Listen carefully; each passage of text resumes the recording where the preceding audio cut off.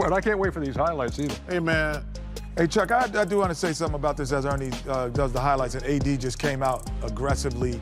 I think, how many hit Ernie? His first hit his first 7. First 7 shots. But, I've been in that position where he is, where you're saying you get 5 shots one game and 15 the other.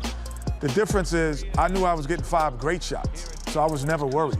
Because I'm playing with, great players, I'm going to get 5 great shots, where if I played when I was in Sacramento, I was getting 20 shots, but they were the 20th damn hardest shots I ever took in my life. Yeah, you saw Dwight Howard, by the way, got the start tonight, 12 points and 11 rebounds on the night. Had a double-double in the first half. Dwight came out with great energy. And so did this kid right here. Michael Porter Jr. He gets stronger and learn to play any defense. He's going to be a good player. Speaking of any defense, there goes LeBron. And then, hey, man. Jamal Murray. Look at this move right here, Ernie. Look at it again here, Shaq. Boy. Ernie, this kid right here. Boy, he said Shaq.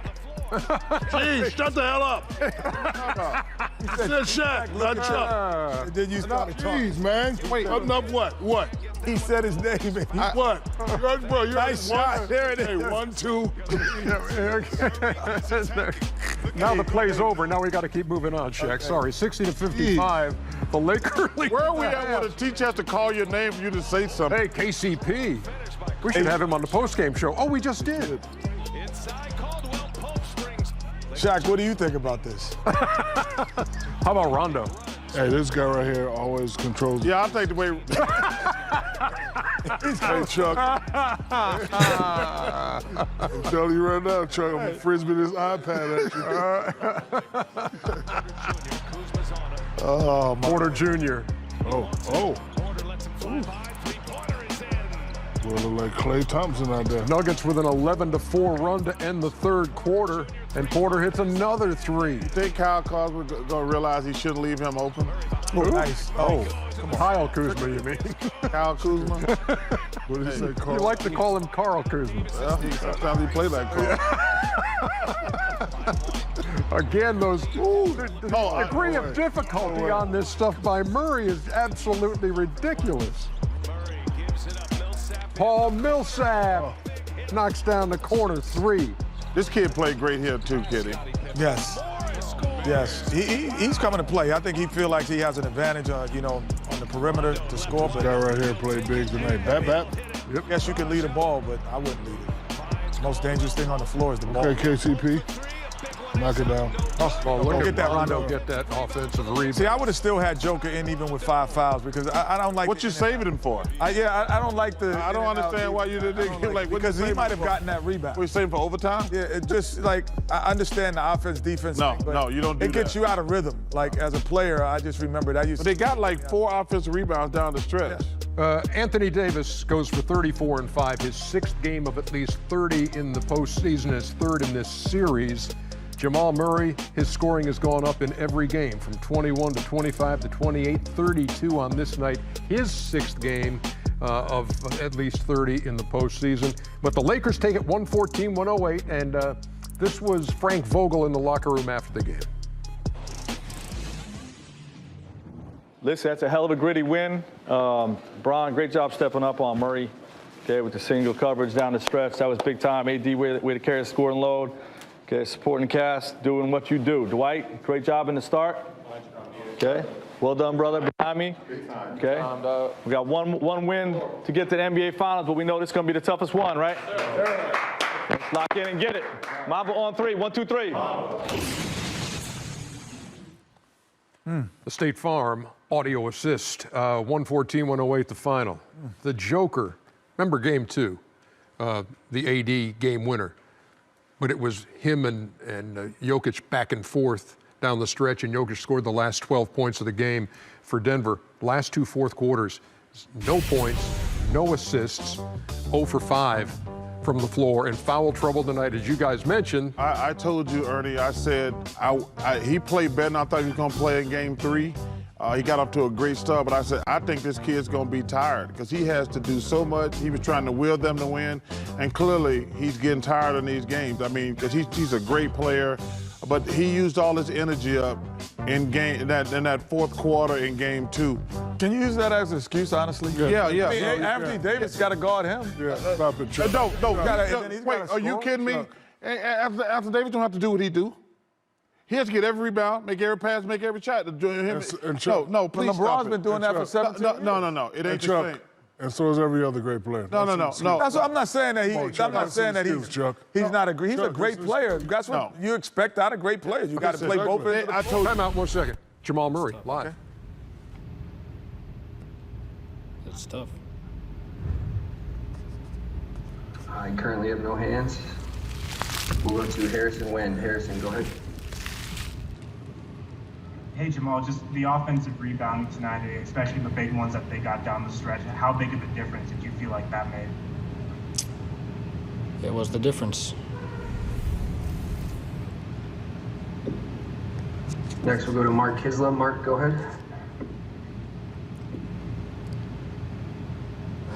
Is being guarded by LeBron James down the stretch the ultimate sign of respect, and what did you learn from that? I mean, they switched AD onto me too. I see LeBron, I do the same stuff I do when I see Caruso, and same stuff when I see Rondo and KCP and Kawhi and PG and Pat Bev and Royce. I mean, I do the same thing. So appreciate the respect, but we just gotta win the game. That was something to see down the stretch, Shaq, as LeBron took it on himself to guard Murray and try to slow him down. And that's what great players do, great leaders do. But I wouldn't say it's LeBron stopping them. They just went cold in the last couple minutes. And, back to Joker. I don't really think he's tired. I just think tonight with the foul trouble, because, listen, he's a great player. He's really great when he's in a rhythm. When you have to sit 6, 7, 8 minutes and the coach is saving you and you try to come back in the game, a lot of times your rhythm is not there. So I'm not going to, he's tired and all that. Stop it, Chuck. And I'm gonna disagree. I mean, we can disagree. Yeah, I think that it takes, especially when Dwight. I got to give Frank Vogel some credit. He brought Dwight in there, and Dwight was making him work so hard the first quarter. Like I say, and then he has to guard AD. There's not many great players. Let's be honest. There's not many great players had to guard the other team's quote unquote best player. When you talk about not being great players, where? Well, in the NBA. What are you talking about? Michael Jordan does it. Kawhi Leonard does it. No, they guard the best player. Kawhi Leonard guards the best player every night. Not true.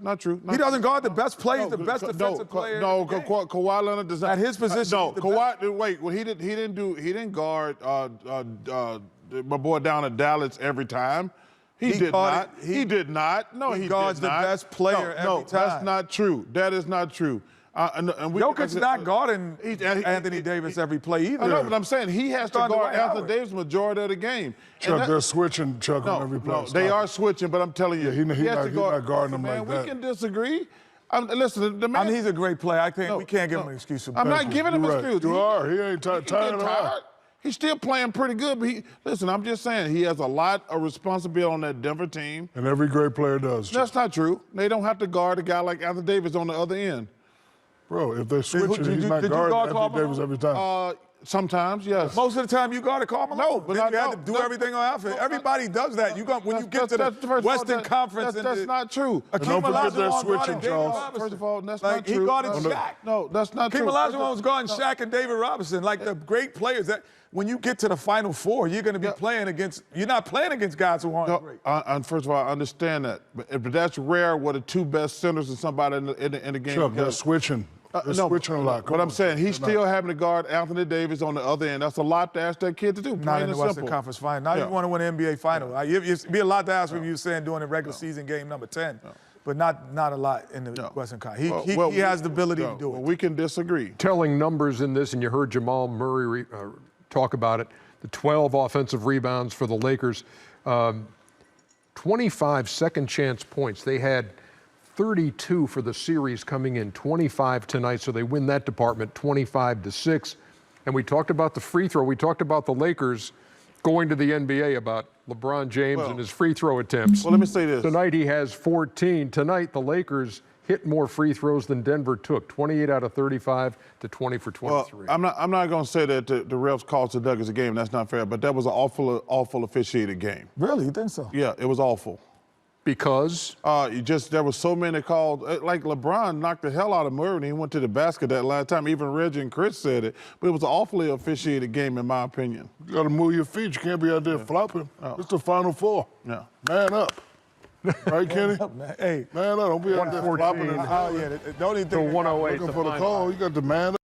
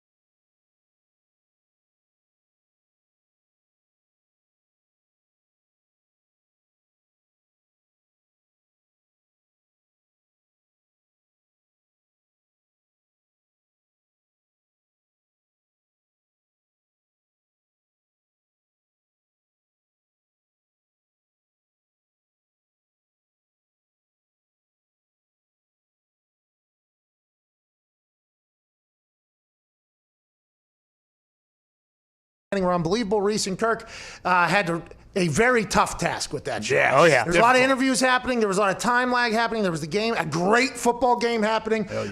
I do believe it was a smashing success for ESPN, and I apologize for missing it, but I was pushed to, I was supposed to be on 10:25, then I got moved to 10:45. 10:25, by the way, was pushing it for me now. And after seeing everybody else, how they were dressed for that megacast, I was nowhere near that. Like, I would have been, I don't know if I was the right guy to put on ESPN2 at the time. I had NyQuil in me at one point, obviously some vitamins. Imagine me FaceTiming into that thing from my bed. Just, what's going on, boys?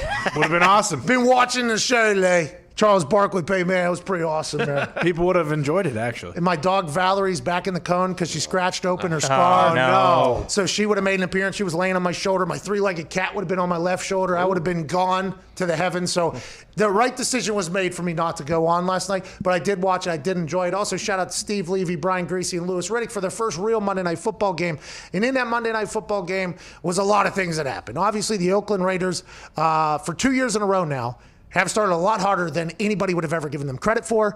A lot of talk about the shoes on the quarterback last night. Drew Brees' shoes with his own records on them and stuff like that. But Derek Carr had possibly the cleanest pair of cleats I've ever seen on television or on a football field. That goes a long way. That team looks great. Who the hell knew who this Waller guy was before last night? Probably fantasy owners and gamblers, but the rest of the world got introduced to a stud who's a tight end who's faster than every other tight end in the league and catch a ball at a time. Then obviously Josh Jacobs is next level. Derek Carr's making plays. And in that locker room afterwards, the celebration makes me feel as if the Las Vegas Raiders are all the way in. What a win by them on prime time Monday Night Football. And the Saints got to figure it out. Drew Brees' arm, guys. I mean, it was the talk of the internet last night. Old Drew Brees' arm was the talk of the internet. Can this guy throw deep anymore? How about he's supposed to be the most accurate passer of all time? He was missing guys in the flat. He was missing some throws on national television. Now, he had shoes on that had all of his records on them. And his records list is a long one. He's on top of almost NFL record charts of everything you could possibly want to be on for a quarterback. But to get on top of those charts, you know what you need? A lot of throws. Lot of throws. Is that arm throwed out? A lot of people are asking. Ooh. Is Drew Brees' arm no longer what it once was? Yep. Is that mechanism where he tilts his head back, he looks underneath his helmet, and he uses a lot of elbow on his pass? Is that thing died off? There was people tweeting bone arms last night saying this is his arm. And I don't know if that's fair after one bad game. Maybe he just wasn't feeling the ball one night. Can the guy have a mistake? When you're a GOAT, people say no. Let's not say that Drew Brees is dead just yet, though. Remember, Cam Newton wasn't even on a team a couple months ago. Tom Brady and the Buccaneers were never going to work about a week ago. Now, Drew Brees' arm can't operate anymore 1 week after beating the Tampa Bay Buccaneers. Let's react accordingly, saying maybe we should check out that arm a little bit, which we've been talking about for a couple years now at this show. And a lot of people probably weren't listening to our show a couple years ago or currently watching or listening because we weren't on the platforms that we're currently on, nowhere near as large as they are now, by the way, no big deal. Which, by the way, is just going to happen over time. Yeah. If I've learned anything in this internet game, you stick around long enough, things will start to build, no matter what. And that's what we've done. We've stuck around a long time here at this point, a few years. But a couple years ago, we talked about how Drew Brees' arm at the end of the season did not look like it really had the pop that it once had. Then last year, he gets a 5-game reprieve, if you do recall, because he hurt his thumb. Teddy Bridgewater comes in and goes undefeated. And at the end of the year last year, Drew Brees had a little bit more pop on that arm still. So I wondered for 2 years, just because these are my self-opinions, does Drew Brees' arm cause concern if you're a New Orleans Saints fan? Because 2 years ago, it didn't look like he could make it to the end of the year. Last year, he got a 5-game reprieve, so would he have made it? We don't know. Now here we are, week 2, very early in an NFL season, and the world's questioning his arm. I assume Drew Brees will bounce back. That's what Drew Brees does. That's what the world does. He didn't have Michael Thomas as well. Maybe that's why he wasn't taking as many shots or throwing the ball as deep or maybe missing people. Who knows? But last night, the Raiders looked absolutely unbelievable. The Saints fall to 1-1 for a tie in the NFC South, even though they have the head-to-head matchup win, and things are just getting spicy. Week 2 is going to kick off here in a few days on Thursday night. We'll dive into everything happening this weekend. Our guest today, Mike Adams, played 16 years at safety in the NFL, was a former teammate of mine, two-time Pro Bowler. We'll talk to him.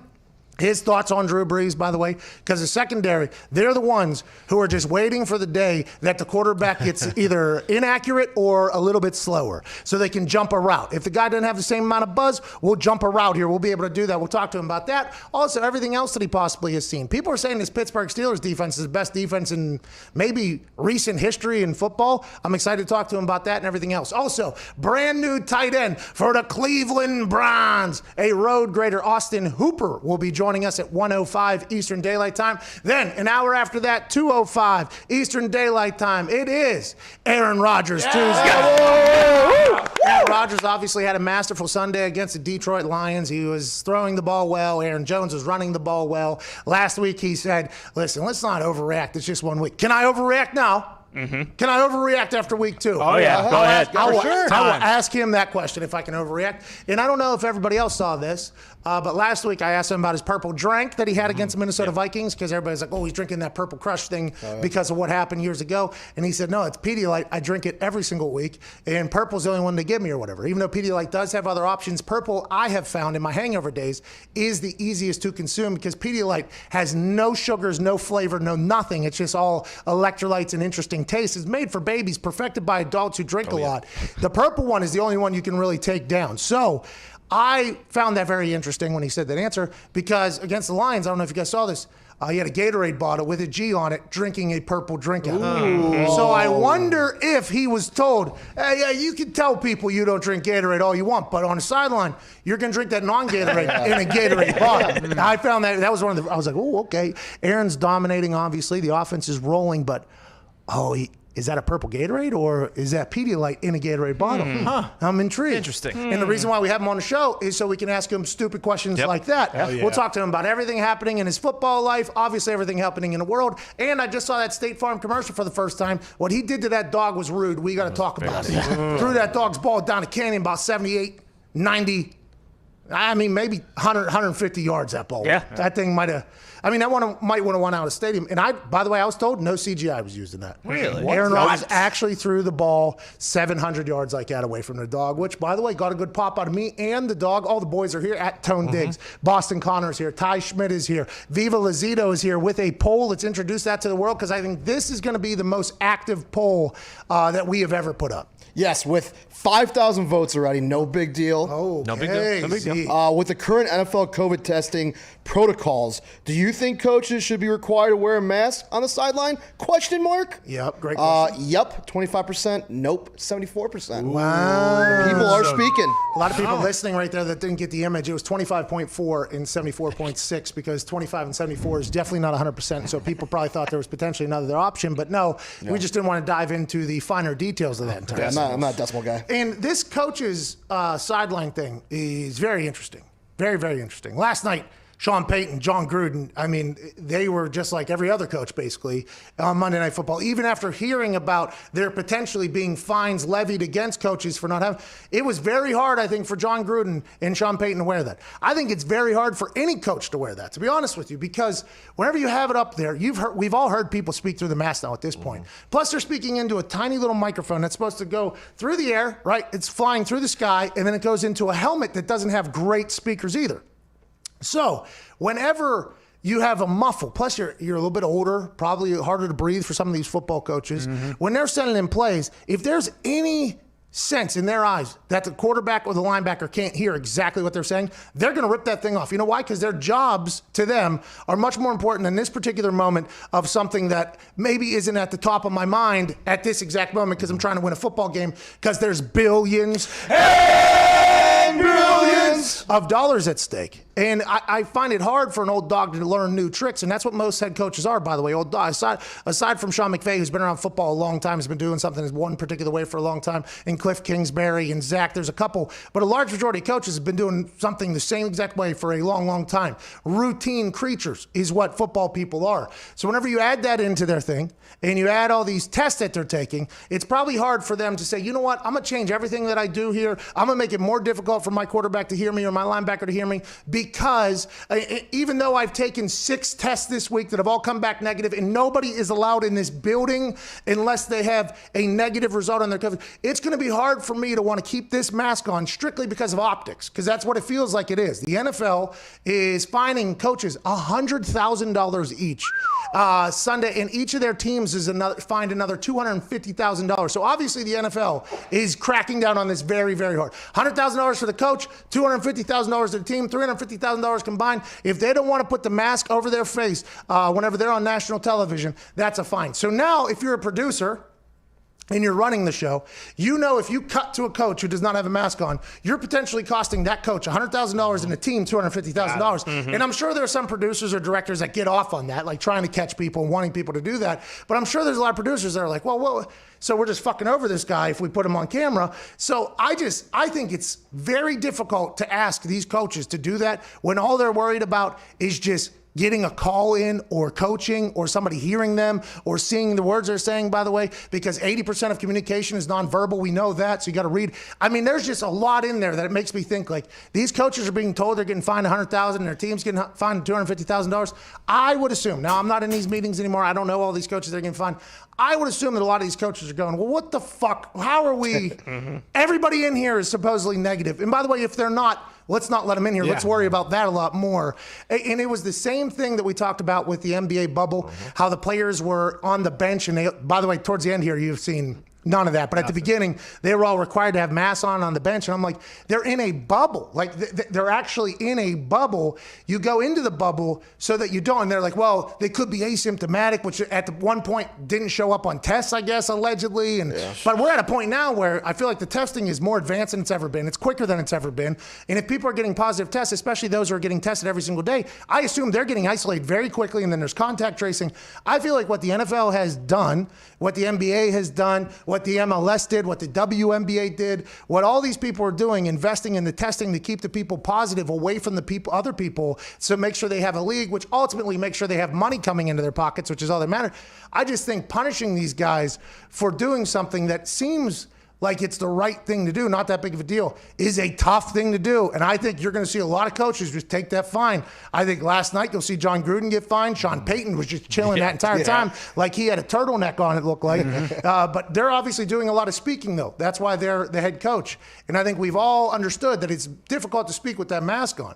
And a lot of people say, well, put the shield on like Andy Reid does. Okay, let's put the shield on then. And then you're just saying, well, the mask doesn't mean shit. We're just making it look as if it means something. Because I don't know much about COVID, but unless the rules of COVID are that, like, you know how they say hot air rises and COVID drops? Is that what unless that's the rule is COVID drops, then there's no way that mask is anywhere near what a mask is supposed to be. And it's just some, so I think there's gonna be some pushback from coaches, and I'm not sure you're gonna see a lot of changes. And I think that's why the poll is so good, because it's like all these things are kind of hypocritical to each other at this point. What are you shoving something up my nose for 6 times a day if I can't even talk to my guy? It's very, and the NFL is like, hey, We got to be safe. We got to set a standard for people that when you're out and about, you're doing this. Well, then I think if I'm the coach, I'm holding a thing that says, I don't have a mask on because I was tested 6 times this week.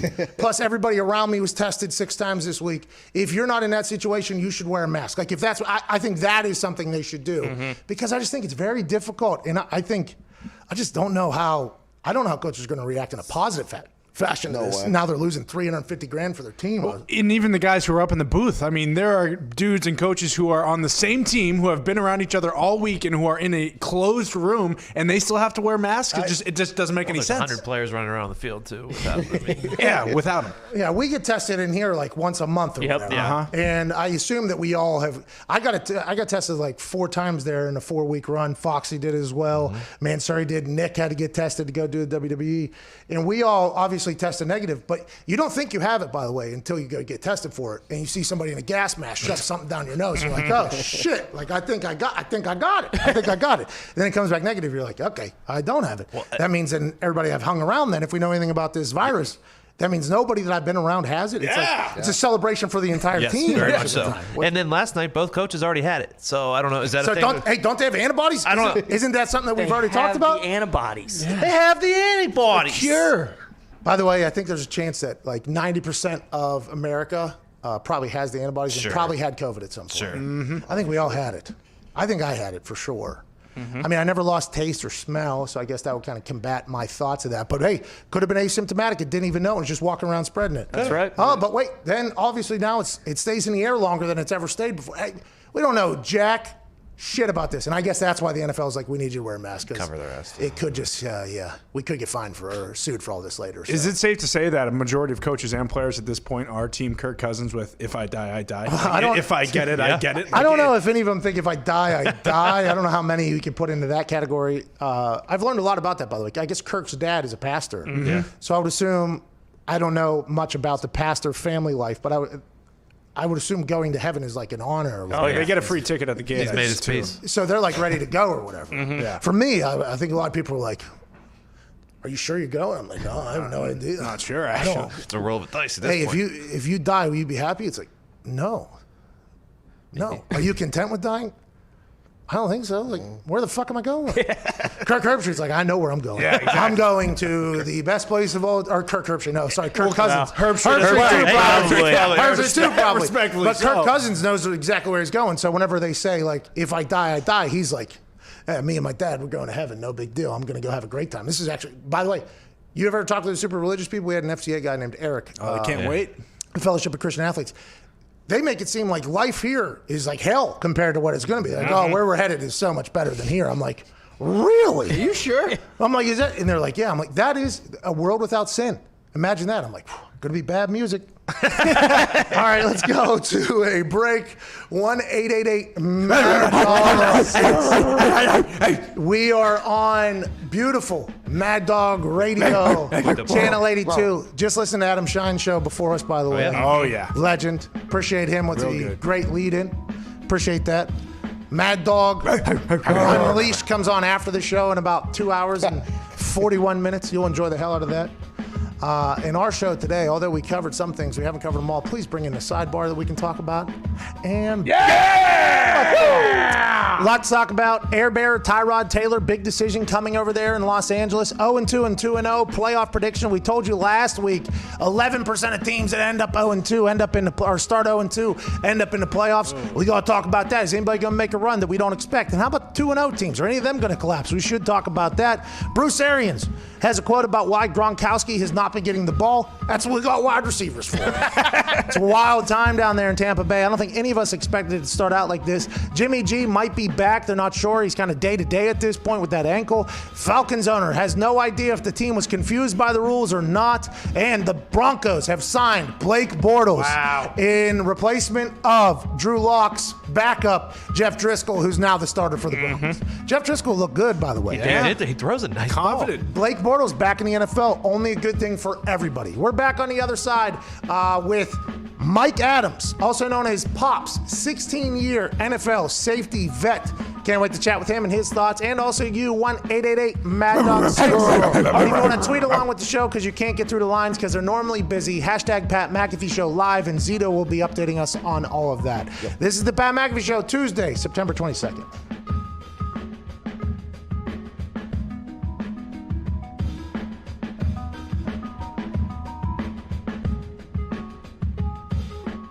I would lean towards the Raiders. Yeah, I didn't think the Saints played good last week. No. You could see it on the way the tickets. I mean, this game's got 5,800 tickets written up on it. It'll go to 10,000 before this thing's over. And a lot of the Raiders only have 36% of the tickets, and they got 51% of the money. So that's pretty strong. So right now the Raiders are plus 4.5, minus 120 on FanDuel, which means that thing's about to move right now, at least a 4. Right. Yeah, and it started at 5.5. I got it at 5.5 this morning. I feel pretty good about the Raiders tonight. I'm definitely going to make that an actual pick for tonight for the Raiders. Yeah, me too. I just bet it. I like it just strictly because me and the other sharps out here, Gumpy, we like the thought of the Raiders opening their stadium. Gruden is going to be on 10 probably all night. New stadium, new image, Monday Night Football. Welcome back, John Gruden, to Monday Night Football. This feels like a Raiders win.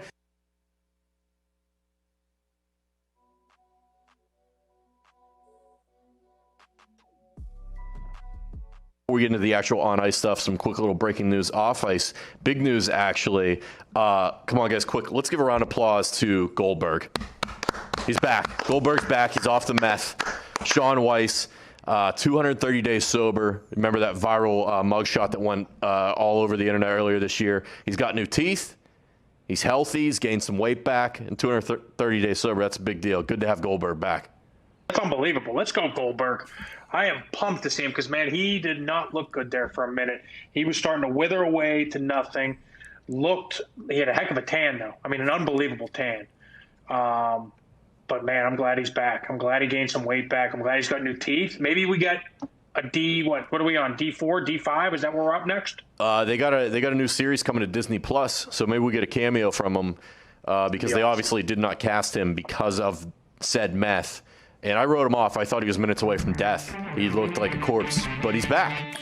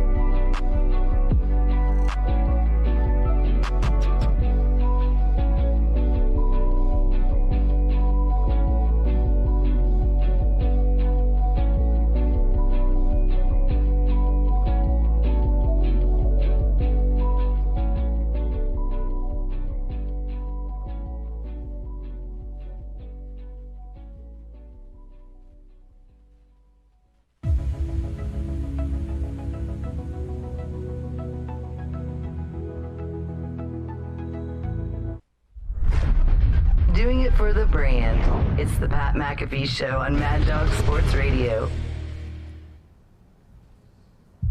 Ooh.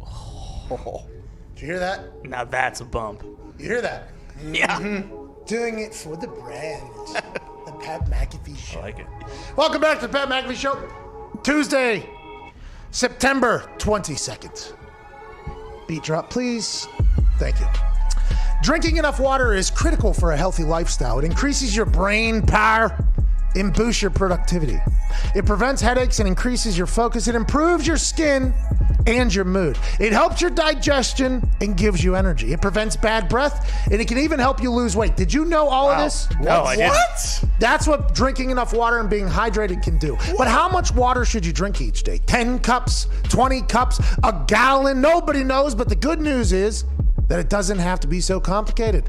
That's why we all start our day with Hydrant. Oh, yeah. Hydrant helps you hydrate faster. Hydrant has created a refreshing electrolyte powder that you mix directly into water to more efficiently and more effectively hydrate your body. It hydrates you so quickly and keeps you going for such a longer period of time. Each rapid hydration mix has the 4 essential electrolytes your body needs: sodium, potassium, magnesium, and zinc, and it packs a punch to help your body hydrate fast and stay hydrated. If you're looking for that little bit of extra boost of energy, there's also Hydrant Plus Caffeine, which contains 100 milligrams of caffeine from green tea.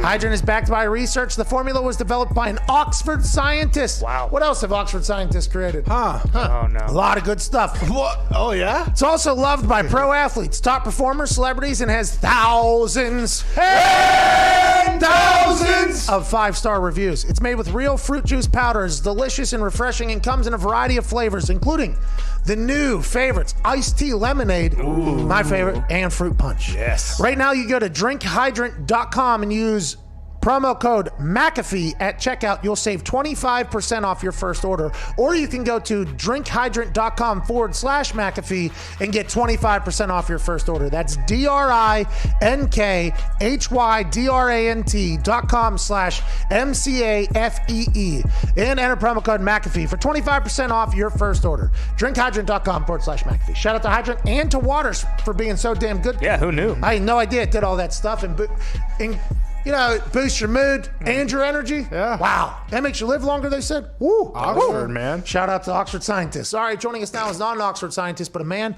who is basically a scientist in the football game, especially in the secondary. 16-year safety and two-time Pro Bowler. Ladies and gentlemen, Pops Mike Adams. Yeah!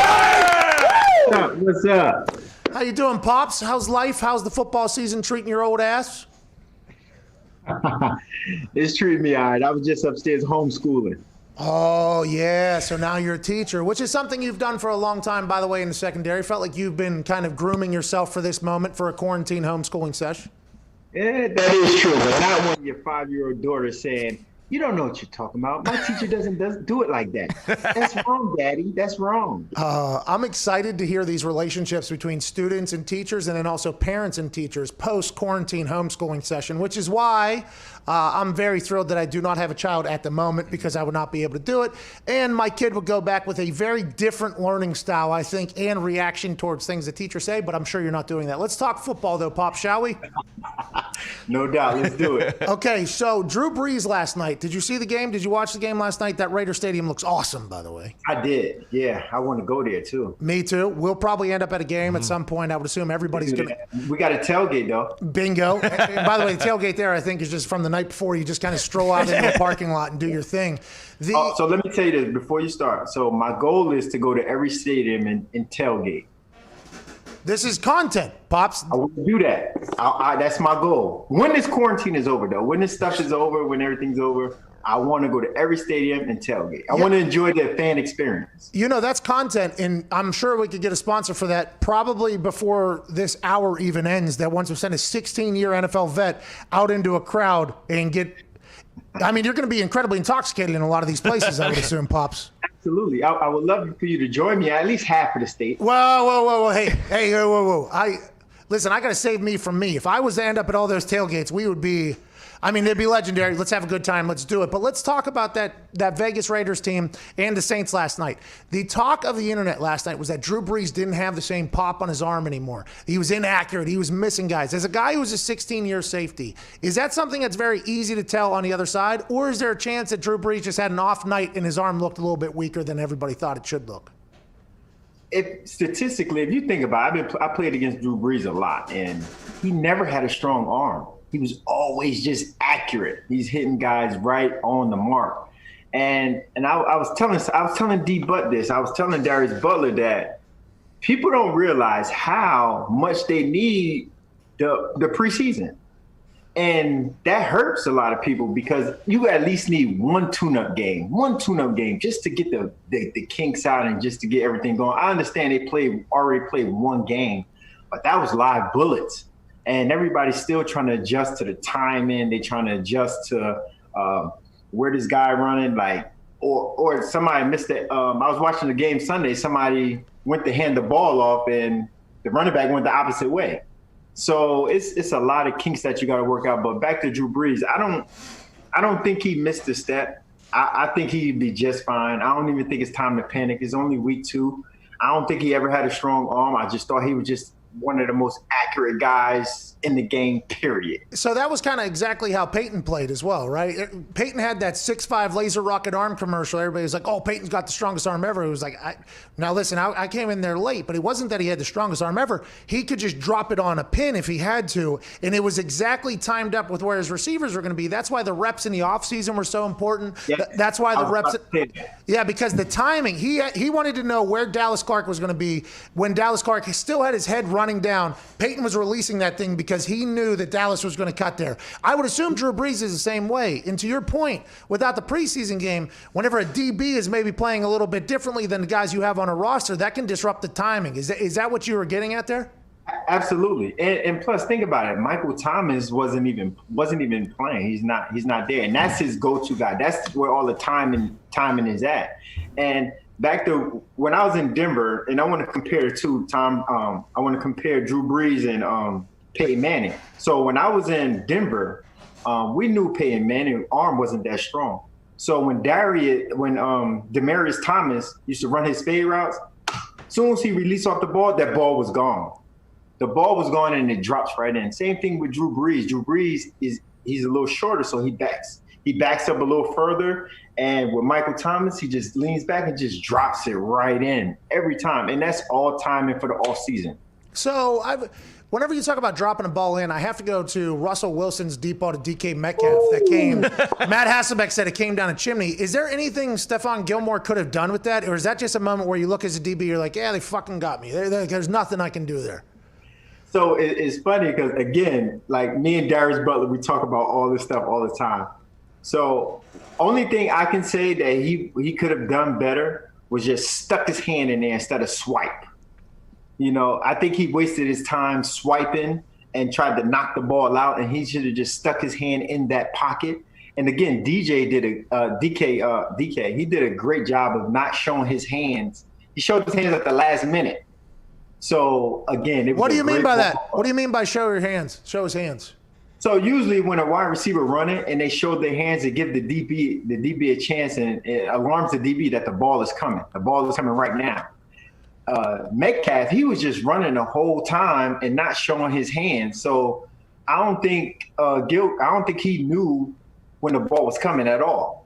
So once he showed his hand, it was like too late, and then he ended up swiping. That's a veteran move, I'd assume. DK Metcalf. Absolutely. And now I was impressed that he didn't show his hand. I was so impressed. I'm like, wow. Because usually rookie receivers like that, they come and they run and they have their hands already out running, trying to catch the ball. And it gives and mind you, when your hands are up and you're trying to catch the ball, you're slowing down as a receiver.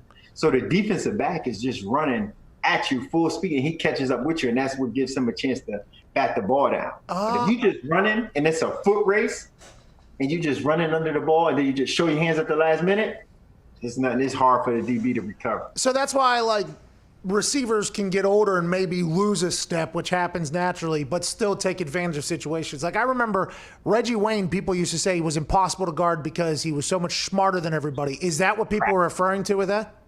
Crafty. Yep. Very crafty. And that's part of it, not showing your hands. And another part of it is just using your body. Like and as you lose a step, and a big body receivers, they kind of use their body to shield you off to catch the ball. They don't try to outrun you. They don't try to shake you or juke you. They actually absorb the contact and want the contact So now they can use their big body just to turn around and catch the ball. There's so much going on in such a quick matter of time there. It's insane to watch those battles. Anytime that it was one-on-ones in practice and the ones were going against each other, I mean, you can go down and watch the offensive line and defensive line for sure. It depends on who's going there. Robert Mathis and Anthony Costanza used to have hilarious, legendary battles. But for me, the wide receivers and the DBs, you got a chance to just watch insane athleticism go against each other. And the DBs are set up for failure there, by the way. Absolutely set up for failure. There's no rush. There's none of that. But what Reggie used to do in those things to people, it was just like, oh, my Lord, that is filthy. Let's talk about you in veteran crafty tricks in the secondary. I think you were the one, and I don't want to throw you under the bus for this if you don't want this to be publicly, but you said you would change the color of your gloves to match the uniform for the other team so that refs didn't know if you're getting a little bit handsy or not. That is genius. That's next level thinking. And I am so happy to hear you say that. Absolutely. I did that a lot. Did I tell you that? Did I tell you my secret or somebody told on me? You about told on me or something? No, you had weird colored gloves on because I wore one glove and I had like a glove on and I was like, man, where'd you get that? Like, that's an awesome glove or whatever. And I think you just said like in passing, it was like, got to match their jerseys, Pat, or something like that. you just jogged off or whatever. And I was like, oh, okay, that makes a lot of sense there. It's a brilliant move. So what I do is like, so if we're home team and we got light colored jerseys, dark colored jersey, and away team got light colored jerseys, I'm wearing white gloves because like when receivers sometimes like the big body receivers, they come into you a little bit. Like I was just explaining about Reggie Wayne, I get to grab him a little bit, and the ref is hard to see because the ref, think about it, he's 25 yards back. He can't. I'm not extending my arm or anything, and I'm absorbing the contact, so I'm holding him. And the ref doesn't see it, then I let go at the right time as a receiver tries to release. I let him go, then I bat the ball down or pick, interception, whatever the case may be. That was a little trick I used. Yeah, it was awesome because I wanted the gloves that you had. I was like, oh, I would like to wear those gloves right there. And then you like ran off. I was like, oh, that's a strategy to have those gloves on. And then, by the way, those mitts were, I mean, you got your hands on a lot of balls whenever you were with the Colts. It was beautiful to watch. You're out of Delaware. Such a small school, right? Is it Delaware? I got that right? Yeah, University of Delaware. Yeah, you're right. Sorry, the Hens? Go Hens, yeah. Blue Hens. The Blue Hens. Joe Flacco. Joe Flacco down there. University of Delaware. Were you drafted high coming into the NFL? I was undrafted, Pat. 16 years in the NFL at safety, and you were undrafted coming out? Undrafted. 16 years undrafted, boss. Oh, wow. Yeah. Hell yeah. Hell yeah. That's a success story. That doesn't happen. Pops, it does not happen. I was rose coming out the concrete. That's what that was. Hey, I like that. By the way, that rose has thorns, but don't you worry about them. We will bite a little bit. This COVID season here that we're witnessing, if you were an undrafted rookie this year, you'd have no chance, basically, huh? No chance. It's a big deal. It's a big deal. I don't think a lot of people are talking about that. We're talking about an entire class of players probably not going to be in the NFL because next year there's another class coming that'll be younger and everything. I mean, it's just, that's a real thing that is not being talked about that much.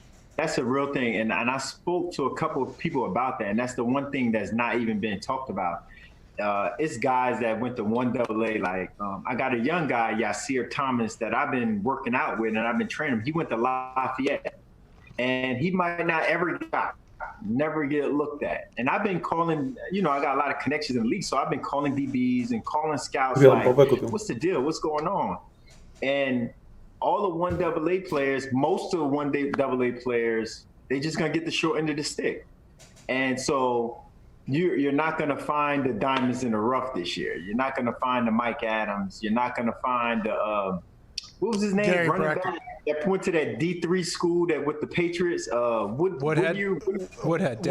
Also Austin Eckler. Yeah, Fred Jackson. Woodhead. You're not going to find the Woodheads. You're not. It's bad, man. And I feel bad for those guys. Me too. And like, for instance, Taylor Russolino's this kicker who is very good. He was in the XFL. He kicked for the Battlehawks. He's unbelievable, but he's never got NFL tape.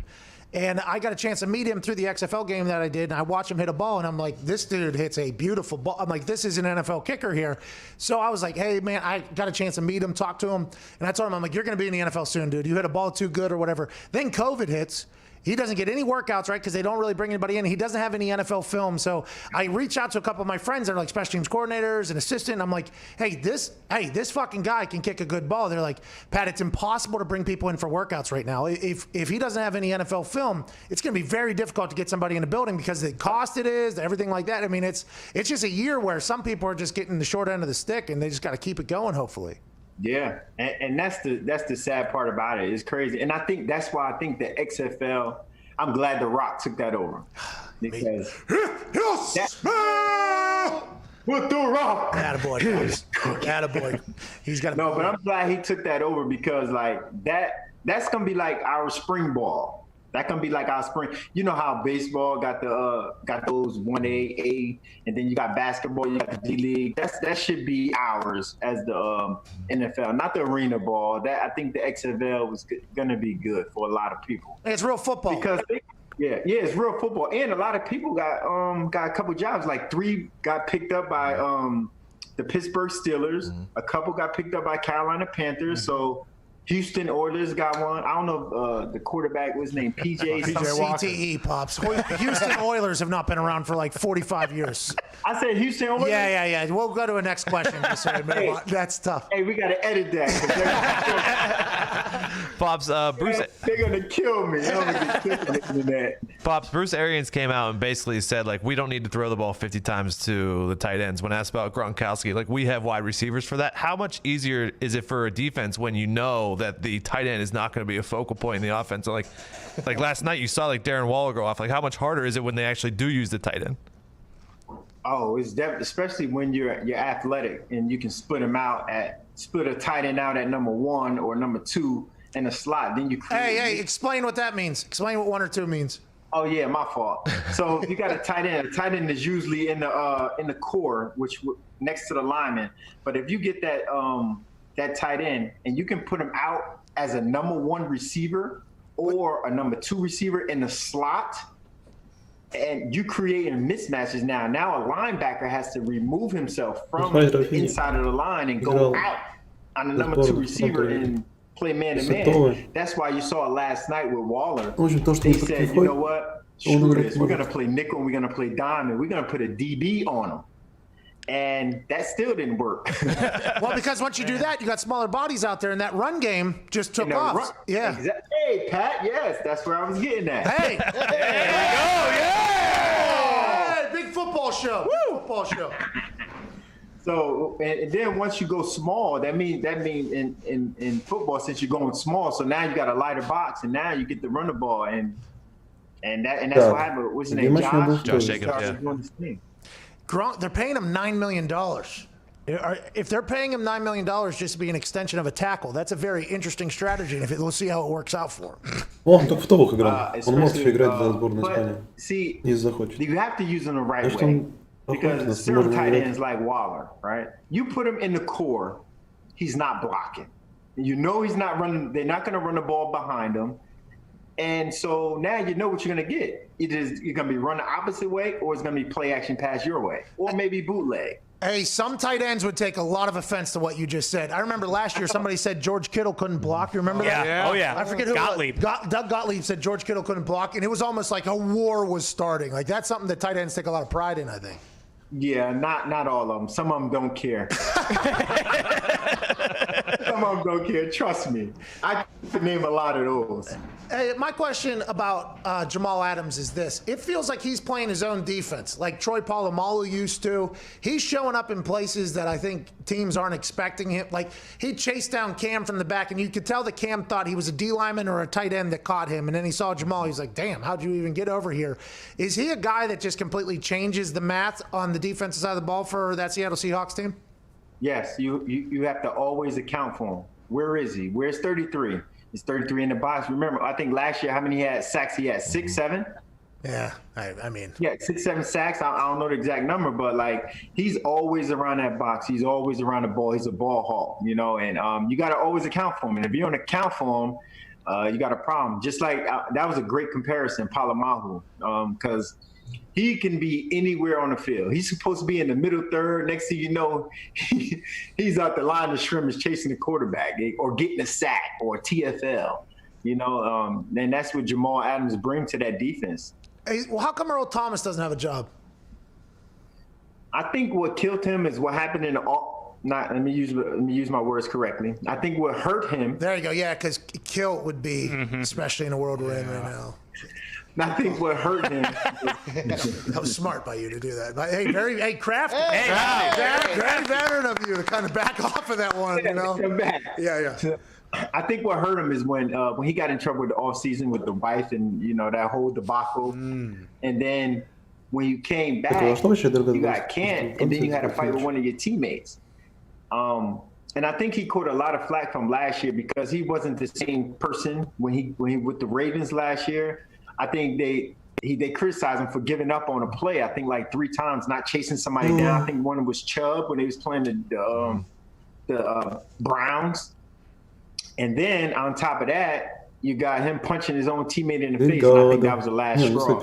And I think it rubbed a lot of people wrong. But as far as him not having a job, I think he's still valuable, especially where everybody's getting hurt right now. And I think he can help a lot of teams right now. So those are the only reasons, the intangibles, the off the field stuff that I can say that probably hurting him right now. You know, Pops, it doesn't get talked about a lot. There's always like, they're doing this, they're doing this. But the NFL and the people that are building teams and coaching teams, they want to eliminate distractions as much as they possibly can. And you can be who you can afford to be is a real thing. Like, okay, if you're going to be the guy, we're going to let you get away with some stuff. But if you're not, and Earl Thomas, by the way, for a long time was the guy. Then last year he had a drop off.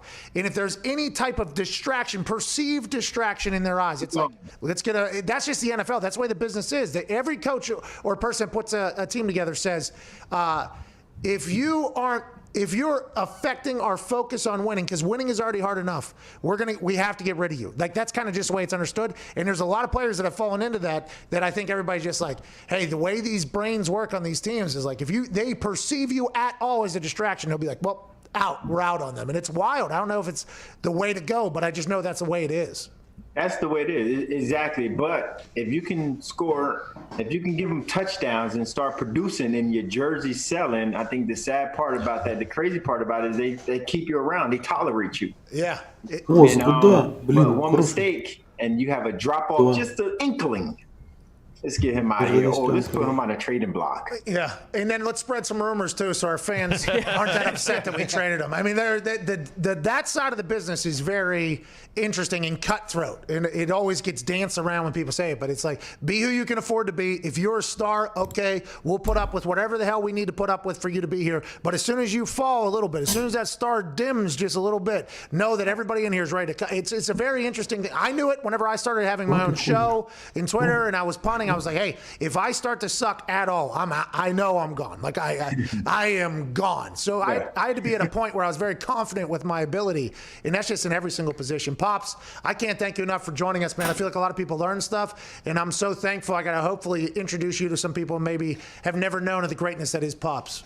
No doubt. I appreciate it, boss. Ladies and gentlemen, 16-year, 2-time Pro Bowler, NFL vet, Mike Pops Adams. Thank you, Pops.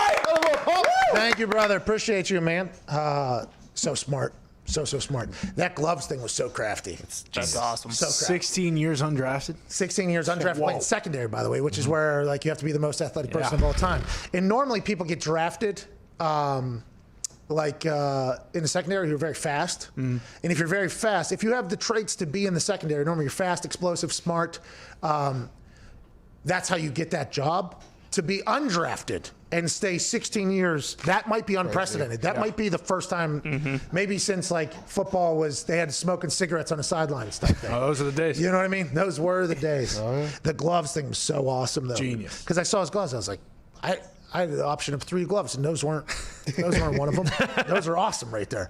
He's like, he just said something in passing, and they just jogged by, and I was like, what a fucking brilliant move. That's a brilliant move. I'm going to judge DBs now when I see them and they're not doing it. Yeah, I know, right? But now that he said it, there's a chance that the refs will be like, They got him red team gloves. Hey, change those gloves there, pal. I know exactly what you're doing.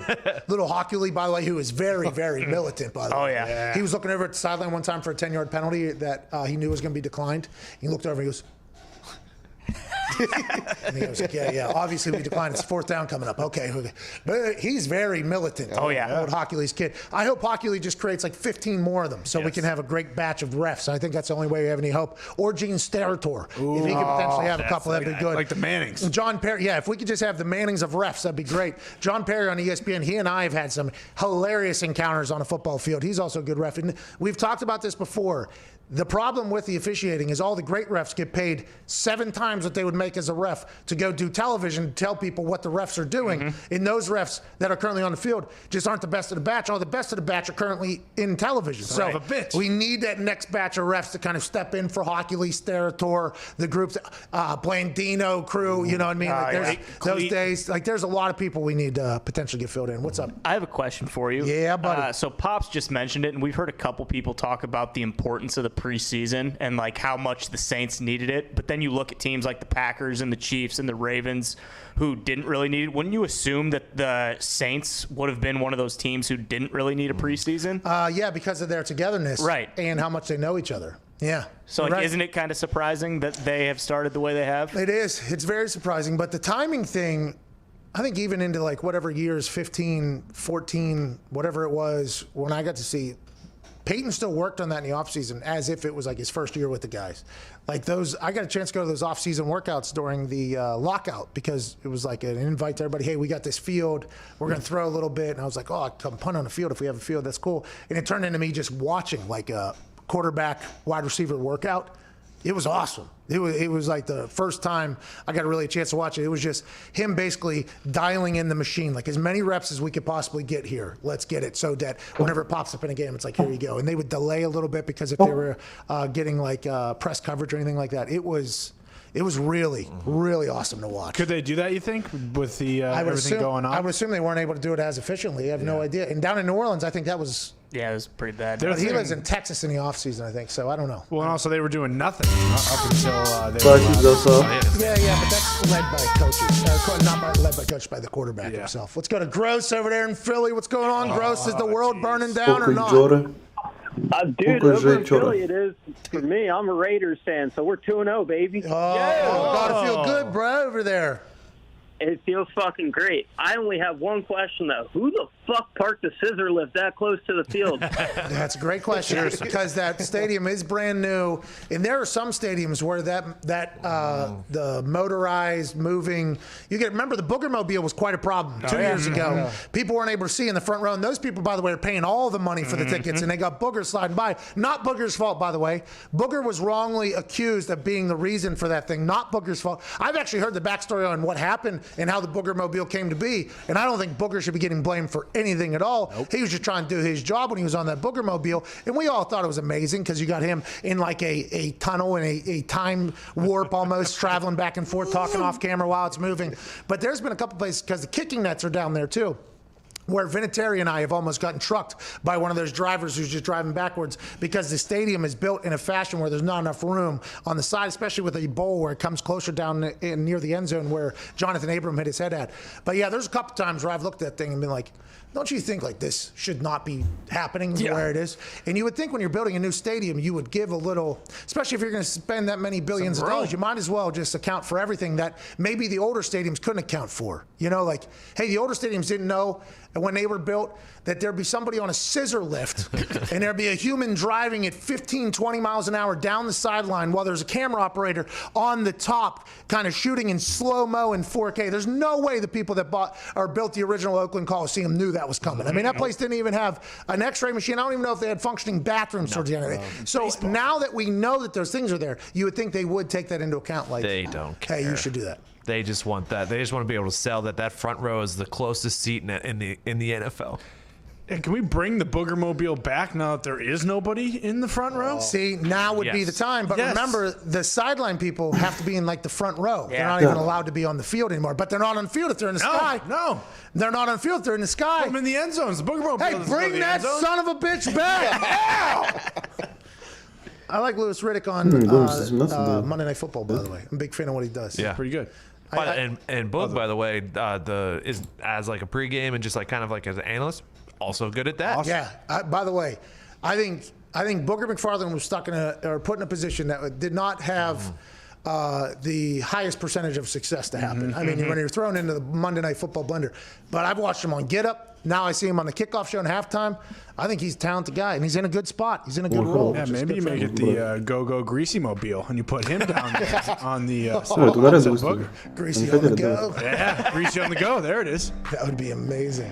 Hour 2 will be on the other side of this. Austin Hooper joins us in about 10 minutes. Go to the bathroom, do whatever you got to do. We'll be back on the other side. In the third hour, we will have Aaron Rodgers joining us, and we will also take calls for Aaron Rodgers. So 1-888-MAD-DOG-6. No Aaron Rodgers questions yet, but do know that around 2 o'clock, we are going to clean the phone lines out, and you can get a call in. So set an alarm, potentially. Your question could be asked to the stud, Aaron Rodgers. Hour 2 begins on the other side of this. This is Tuesday, September 22nd. The Pat McAfee Show on Mad Dog Sports Radio.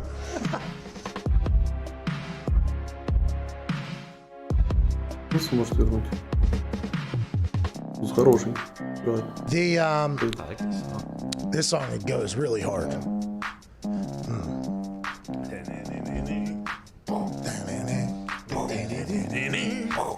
name's Edo, and he got a lot of poles. So damn girl swallowing his pole. Can't do that. That's bad. Can't do that. Can't do it. I mean, I don't know why we went there, but as soon as you talk pole, and then last week I said, with the poll is who's going to suck the most. Yeah. And I said, Zito, who sucks the most on your poll? And everybody off air came after me for potentially talking about who's sucking. Which is not what I want to talk about. I would like to talk about the poll that Zito runs, currently at how many votes and who is in the lead. We're at 15,000 votes, a little bit above that.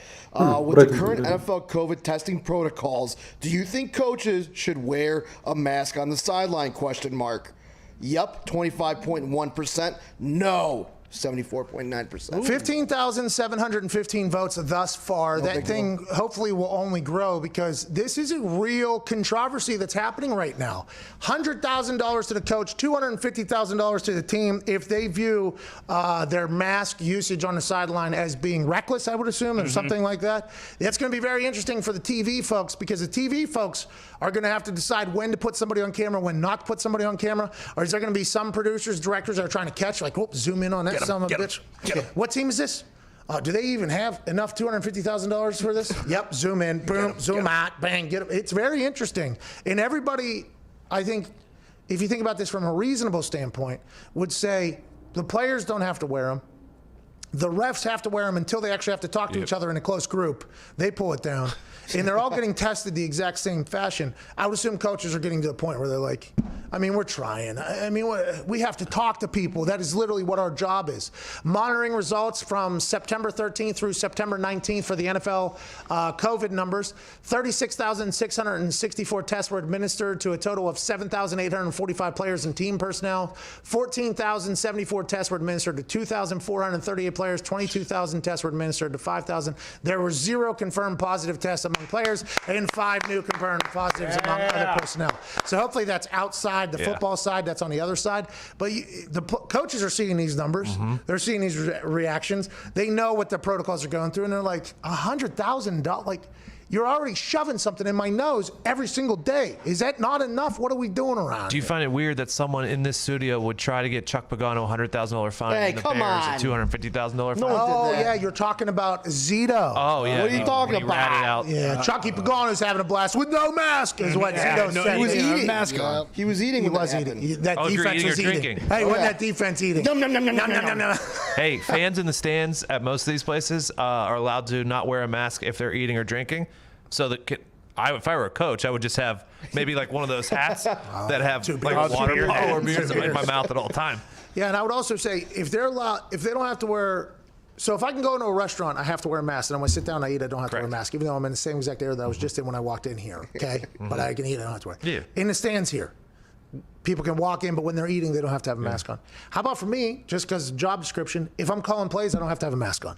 That would alleviate all of the issues right now that are going on with the coaches. It's like, hey, they obviously can't wear a mask because they got to eat. How about me talking into a tiny microphone, okay, that is already probably ruffled enough to hear because it's in the helmet of a human who is currently sweating their ass off probably. I mean, is there any way we can do that? I just don't see how the coaches don't tell them to go fornicate themselves. Yeah. I honestly don't. Well, and what about Favre in Tampa Bay? Like, if he has COVID, I mean, he walked down the entire fucking, stadium eating chips. He was doing a special. Connor, you're whoa. Sirius just played something in our ear. In mid-sentence, Connor could not hold himself back. But yeah, you're right. I mean, there's so many rules that are very interesting. The MLS, they had to wear the mask onto the field, take it off while they're sweating, celebrating, slide tackling each other, and then immediately after have to put it back in and then go into your bubble. It's from the beginning of the sports mask guidelines that it's been kind of hypocritical, it felt like. I mean, are we playing football or are we playing fucking tiddlywinks? Hey, what are we doing here? All right, I got to run to the bathroom. We got 1 minute until hour 2 starts. Austin Hooper will join us in 4 minutes. Be a friend.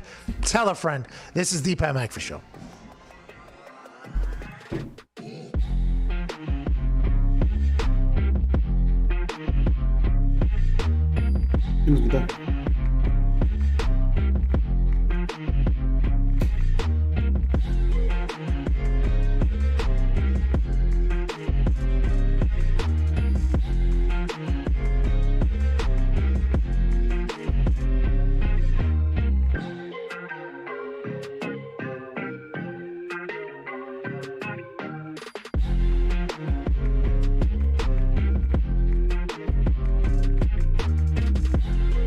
Блин, мне нужно что-то угонять.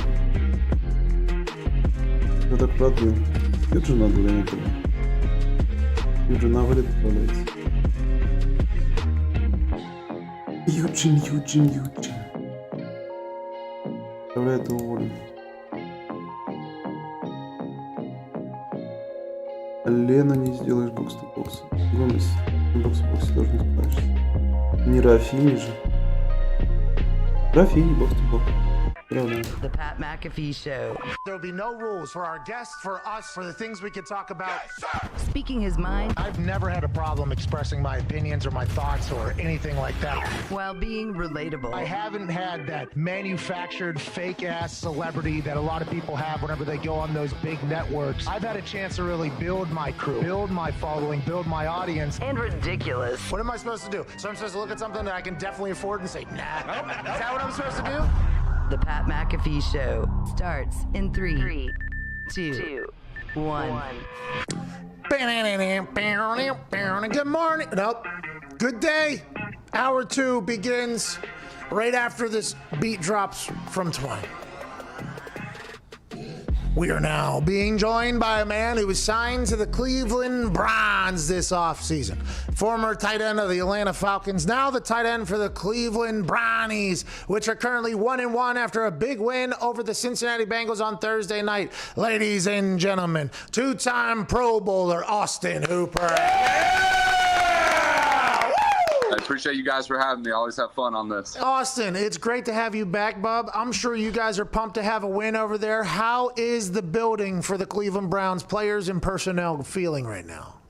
Yeah, a lot better. I mean, Pat, you already know 1-1's a lot better than 0-2. I mean, and everyone offensively, we're really starting to believe in what we're doing. I mean, in terms of running the ball, and you can see, with the play action shots to Odell, I mean, everything really gets opened up based on how well our run game can produce. So, that was really good to really get that core belief within our offense rolling. Yeah, we started watching, and when you watch from outside in, you see you get paid. You're a known, incredible blocking tight end. You see them bring in Jack Conklin, even though he didn't play. You see him pay Kareem Hunt. You see him draft early. It's almost like Andrew Berry has this vision of, okay, we are going to be a good running team because in the end, games that matter, December, January, you have to be able to run the ball and you have to be able to stop the run. You see them start investing in Myles Garrett. They try to bring in Jadeveon Clowney allegedly, but the defensive line. Is that like a known thing in your building? Like, hey, this is what our offense is going to be. We're going to be able to run the ball. We have to be able to run the ball. And then everything else will open up for our weapons like Jarvis, like OBJ, like Austin in a pass game. Is that kind of something that's said or just understood? Yeah, I mean, they've definitely preached it, and you've been on a bunch of teams. You can preach whatever you want, but until you can actually see it really, affect defenses and really see how it can really open things up. I mean, for a lot of these guys being, obviously, in a new system, so that was really great for the continuity of the offense and for the confidence of the offense to really show, hey, this emphasis we're really putting in. Here's the why behind it, and here's how it puts us in greater positions of success. So. especially with the runners we got, Pat. I mean, you just got to give them a crease, and they're you know, pretty much guaranteed to make at least one guy miss. So it's a lot of fun blocking for those guys. So Pops, Mike Adams, who played 16 years in the NFL at safety, in the last hour joined us, and he talks about how, you know, whenever you have Darren Waller in the box, like, you know, he's going out for a pass, he's not going to block. And I stopped him. I said, hey, tight ends will take a massive offense to that if you say that they can't block. You are known as a guy that can move bodies. Is that something you work on, or is it just like a natural thing for the Austin Hooper? No, I mean, that's the funniest part until I got some love on Thursday night game for my blocks. I mean, no one really thought I could block at all. Everyone thought just the way I used in Atlanta, pretty much just rolling up on third down, catching 80 balls a year. Everyone's like, man, he turns his head sideways when he blocks. And then, you know, my role here is obviously creating holes for our runners. So people are seeing like, no, bro, I can actually do a little bit of everything. That's why I'm here. So, yeah. That's a big shot, though, at tight ends. Like, because whenever he said that, I immediately stopped. I was like, oh, Darren Waller's not going to be happy to hear that, what you just said. Yeah, no, I mean, for sure. I mean, is this just like linebackers, Pat? You know this. I mean, an outside linebacker in a 4-3 is different from an outside linebacker in a 3-4, yet they have the same position. So some guys, you know, are going to be the 270-pound tight end. Some guys are going to be, you know, the Evan Ingrams, the 230, 235-pound tight ends who run a 4-4. So, I mean, everyone's the same position on paper, but, you know, everyone's skill set's a little different. I mean, my deal is like I'm kind of pretty much like the jack of all trades guy. So, I mean, I take pride in what I'm doing. When I was in Atlanta, it was, you know, getting open, catching balls. And here it's, you know, creating some creases for our runners. So, I mean, I'll accept whatever role is asked of me. Well, Andrew Berry saw it. He signed you to the most expensive tight end deal before a couple other ones got done afterwards, which I'm sure they're thankful for you setting the tone there for them coming in after. Yeah, really late on the barbed wire for those guys. Literally, as we were seeing them unfold, we're like, Austin Hooper really set the tone here for these guys. Good for you. Hey, that's a team player. That's a team player. We'll take any role. So you haven't been with the Browns for that long. But Baker Mayfield is obviously somebody that moves the needle. There's going to be a lot of talk about him. What have you seen from Baker Mayfield? And I don't want you to compare he and Matt Ryan because each human is their own person. But what have you seen out of Baker Mayfield where you're like, okay, I like playing with this guy. I like being in an offense with this guy at the helm. Yeah, sure. I mean, the first thing is the command he has. I mean, you've been around, you know, some good ones. You've been around some solid ones. I mean, that's the biggest thing when you step in the huddle, like whatever comes out of your quarterback's mouth, you really trust it. Like, are you really, you know, implicitly, like, really in it, or are you really just like, okay, this is what we're running, and, all right, I want guys, boom. No, I mean, he's really fully in there. He really gets us going, and just his enthusiasm is palpable. I mean, I think that's the first thing that jumped out of me. Not saying that Matt wasn't that way at all. У меня уже есть ваш проектор, у меня уже есть эти 140 number 8 or 9 all time on the passer list. So being around a, you know, Hall of Fame quality quarterback, seeing some of the traits he has, and seeing Baker's command of the huddle and just his confidence, that's what really jumped out to me. That'd be cool to be in that huddle one time. Pretty sweet. You know what I mean? Just being there. Great. Yeah, it's fun time. Not always football related either. We have a good time in there. Yeah, well, make sure you have your mask on, will you? I'm sick of it, Austin. Yeah, have your mask on in the huddle, please. These coaches are getting $100,000 fines. You guys are out there just, tackling each other and stuff? Enough with it. Maybe two-hand touch. Follow the rules, Pat. We'd have a 20-yard huddle with everyone 6 feet apart. Hey, guys, outside zone on 1. Well, you can basically hear that now anyways with the quarterbacks. I know we can hear a lot. What do you got, Tiggs? Austin, you talked about your time in Atlanta. And I was thinking after this weekend, did you guys ever in Atlanta practice receiving onside kicks, or was that just something that you guys just didn't do? How did I know this one was coming up? I did not. Idea. By the way, I did not know this question was coming. I did not know. I mean, with that one, I mean, I feel like, Pat, you probably speak on this a little bit. I've never seen one of those kind of onside kicks before, but yeah, at the end of the day, I mean, if you see it, once it hits around the 6 or 7 yard line, depending on how much speed it has, like your antenna has to go up, right, and just lay on it. Because, I mean, there's no real negative that can come out of it. I mean, they can't hit you, and if they touch the ball before it hits 10 yards, I mean, you know, they're doing it again. So, I mean, it's kind of like just positive free roll. Only good can happen if you tack the ball. I mean, that's kind of what I was taught. You know, I don't know what's going on down there anymore. But yeah, I mean, that was a crazy play, and, you know, good job for the Dallas Cowboys, man. They really executed it. And this being a copycat league, I'm sure you can see that onside kick conducted a lot more now. Well, you better hope it hypnotizes the recovering team like it did to the Falcons. Did Stefanski use it in a meeting? Yeah. Did Stefanski bring that out and be like, obviously you saw this play, here's the rules, and break it down? Because I thought a lot of people would use it as an example. Like, hey, here's this. We can't be these people ever again. Yeah, for sure, Pat. I'm sure on probably Wednesday when we really sit down and start our base game plan. Because after Thursday, you know how it goes pretty much the weekend. You know, get your R&R after playing what 2 games in 8 or 9 days. So I mean, the recovery on Monday was mostly like, you know, it definitely wasn't a full speed practice. It was more just, you know, get your body reacclimated to the work week type practice. So, I mean, it wasn't really in the meeting and going over situational stuff. But I'm sure on Wednesday we'll cover it. Yeah, Hoop, this is obviously your first year in Cleveland. It's also Stefanski's first year in Cleveland. How has he kind of rallied the team around him and kind of taken control?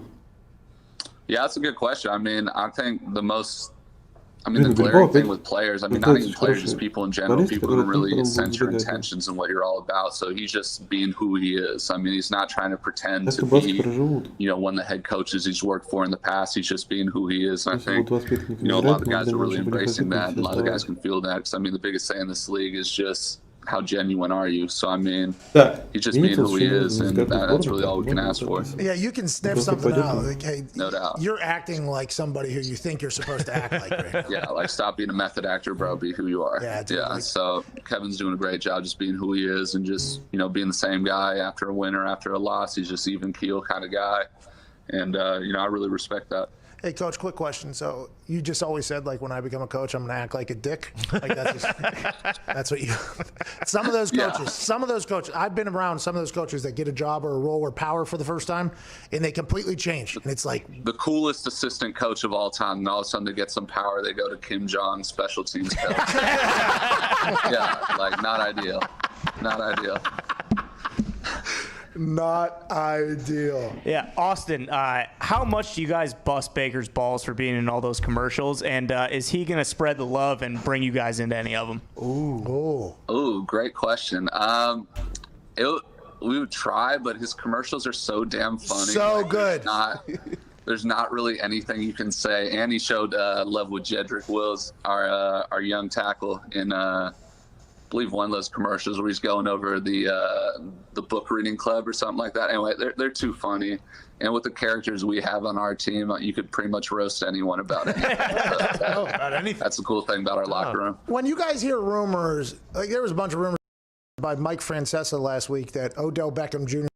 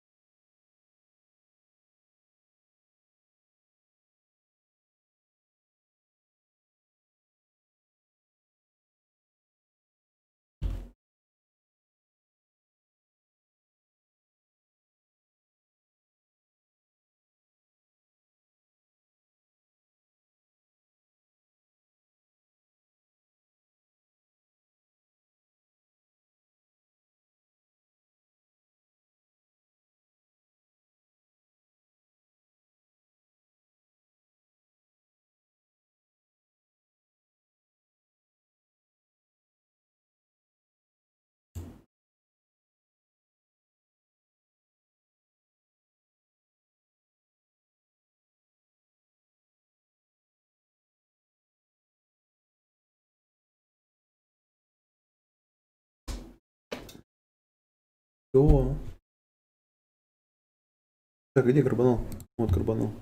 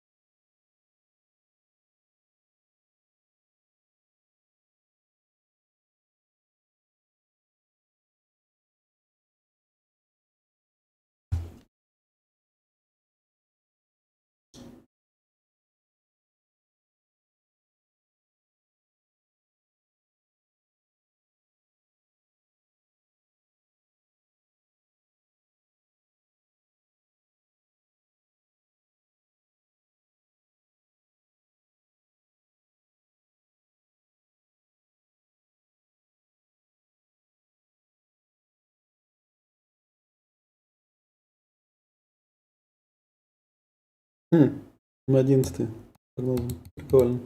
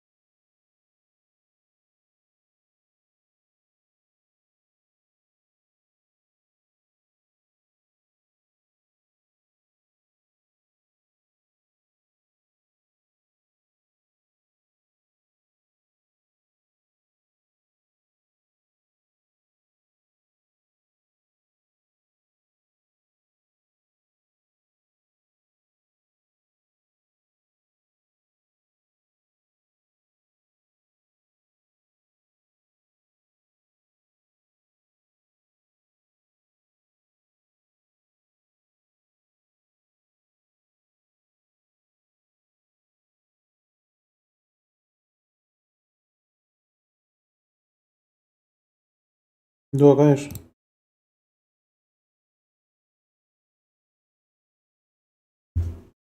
Ну, что, не играл. Я время на то, что мне интересно, не трачу.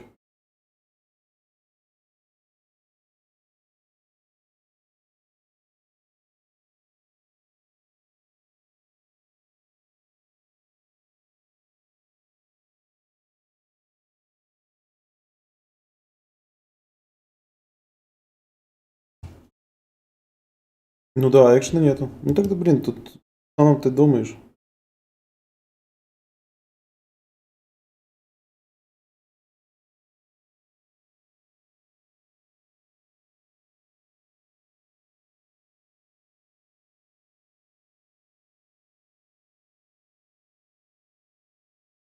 Ну вот. Сложно. Не, ну блин, да.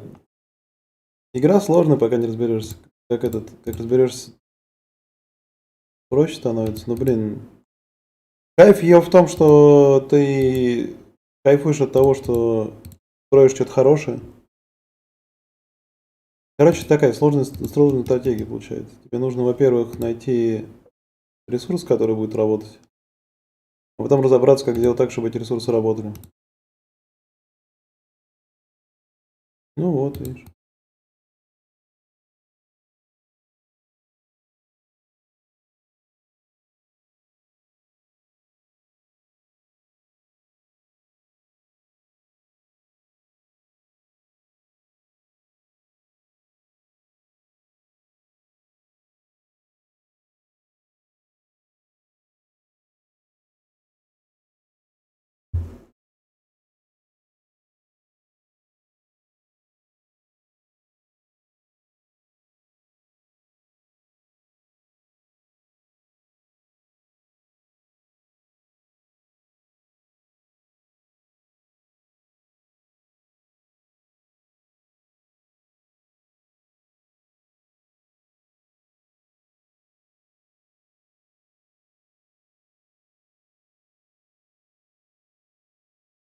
Куда пойдем?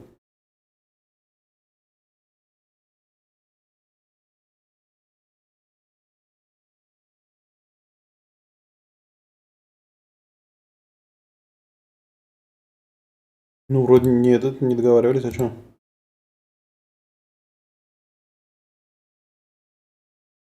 А что ты хочешь?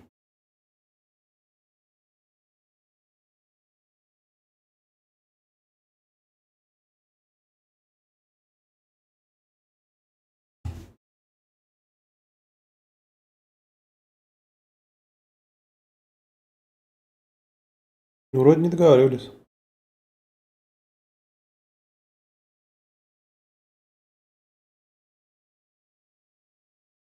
С нами... А, ну надо, блин, тогда full пати собрать. Не, я так не против. Просто надо full пати собрать.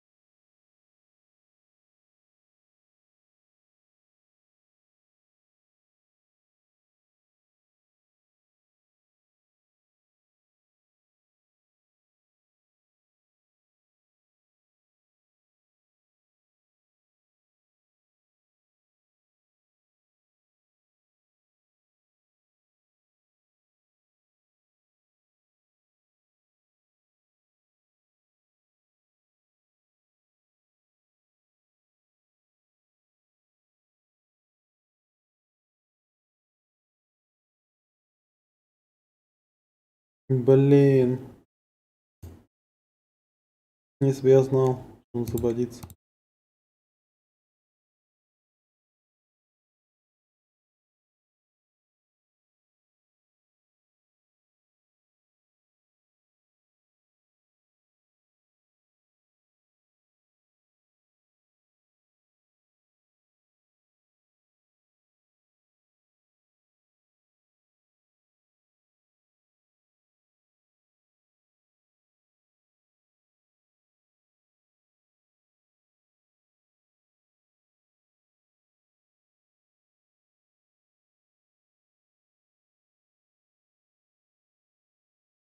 Ой, дурацкая группа. Здесь мы не попадем. Это нормальная группа. Это какие группы? Ну я просто продаю хорошо, видишь? Я продаю хорошо, и у меня есть возможность этих в рассрочке брать. Когда ты в рассрочке берешь, то ты должен заплатить сразу только треть суммы, а потом 2/3 распределить на следующие года. Поэтому с текущего трансферного у тебя списывается меньше, а потом больше. А потом, видишь, я продаю все время хорошо. Я в первый же сезон продал игроков на 33 миллиона. Ну, типа, вкладывался так, что продал, выгодно купил, набрал свободных агентов, их продал, выгодно купил. И сейчас вот в этом году, видишь, побольше чуть потратился, потому что есть возможность. Еврокубки попали, поэтому нужно усиливаться сильнее под Еврокубки.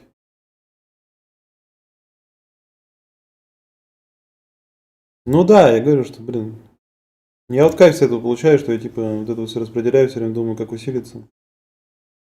И когда у тебя получается усилиться, то с этого как раз и кайфуешь. В этом и смысл, собственно, игры.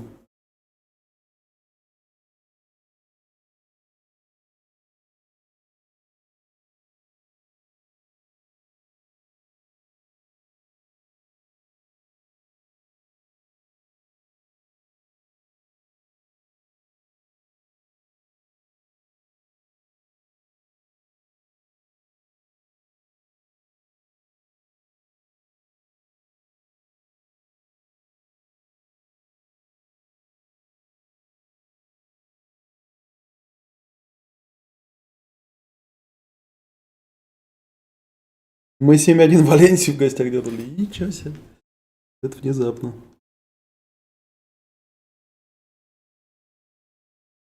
Камон. Уездка на первом месте. Марилу все жжет и жжет с инсайда.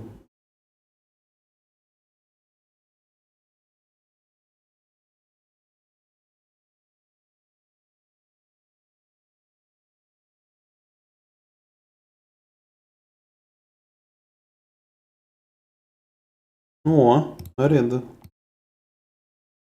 Возможно, можно будет его купить вообще на инсайды. Ой, на бесплатники.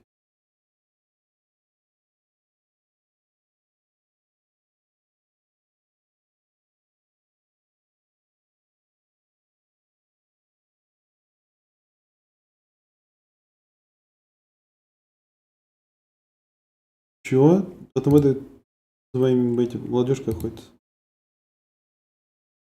Так.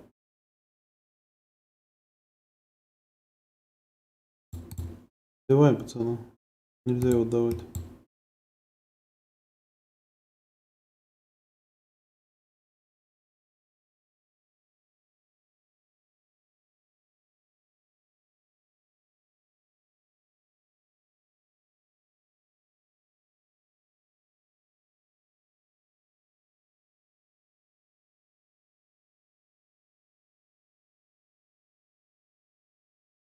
Димон! Ты проснулся. Че, мы сегодня кинчик будем смотреть? Скажи мне, пожалуйста. Не анонсить или нет?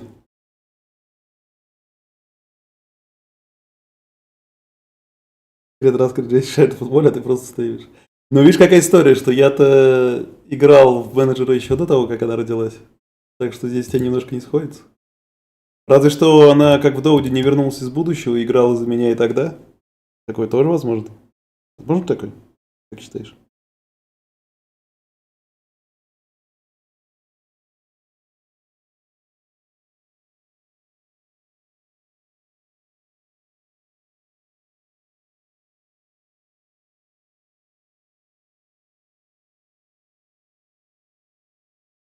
Я понял, что только глаза открыл. Не, а это мой вопрос не требует текущего ответа. Можешь чуть попозже ответить тоже.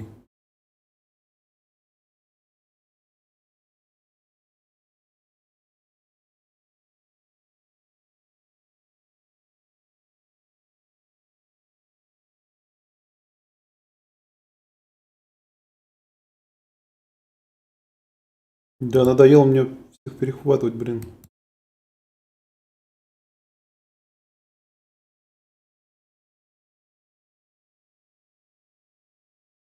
Поэтому меня терзает смутное сомнение. Ну давай тогда просто договоримся, что не будет сегодня стримчика, и все, я спокойно посплю перед тренировочкой и поеду бодренький.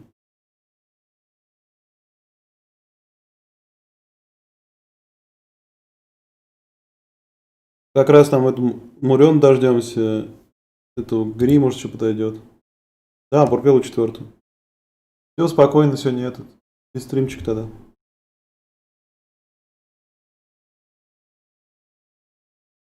Завтра, вот завтра я тоже думаю, что надо будет запуститься.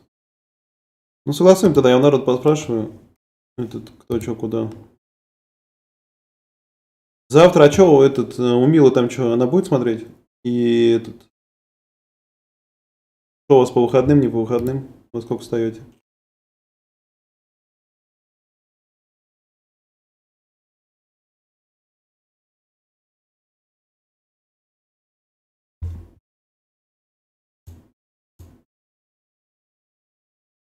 Интересно, у нас есть хоть один свой воспитанник? И вообще существуют ли у ХСки воспитанники?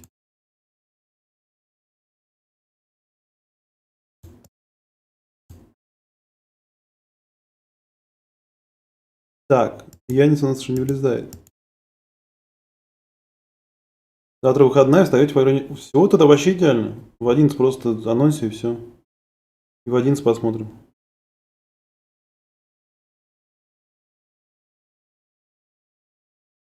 Ну или может попозже, не знаю, подумаю еще. Ну короче, будет, продумаем. Все, договоримся, значит, завтра с утреца смотрим. Вы с мадам никуда не собираетесь с утреца? Дома будете?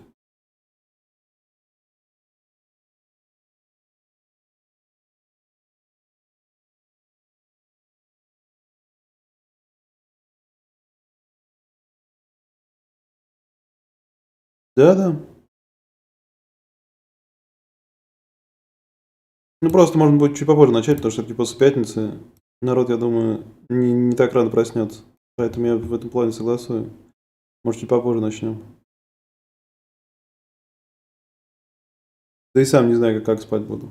Надо бы еще посмотреть. Короче, придумаем что-нибудь. Страханка выгонишь с дома, все понятно. Все. Ну да, договорились, значит, завтра смотрим и по времени я сориентирую, как всегда, кину записи, потом эту запись в личке всем накидаю. Можно будет, кстати, 2 сразу зацепить, если получится. Все, на связи. Тогда, в принципе, можно будет сегодня вечером-то и поиграть в ДБДшку. Если что. Если там милый этот. Я не знаю, правда, во сколько она сможет. В принципе, тогда может быть ДБДшку поиграть перед тренингом. Мила работает сегодня?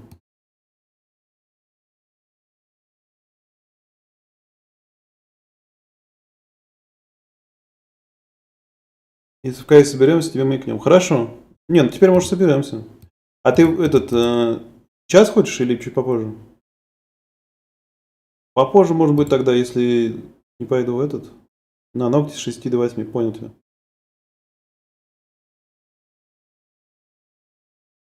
Ну вот после 8 тогда, может, не сыграем.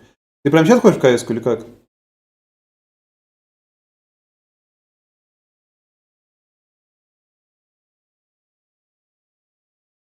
Может, сейчас попозже. Ну, что я тогда Грин пишу, спрошу, как он хочет или нет. А что, где мы еще 4-5 наберем? Там у Крипера как дела? Он не выходной сегодня?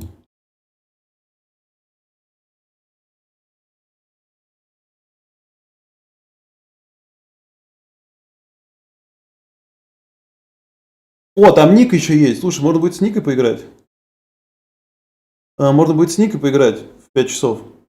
Может, Ее подсуетим?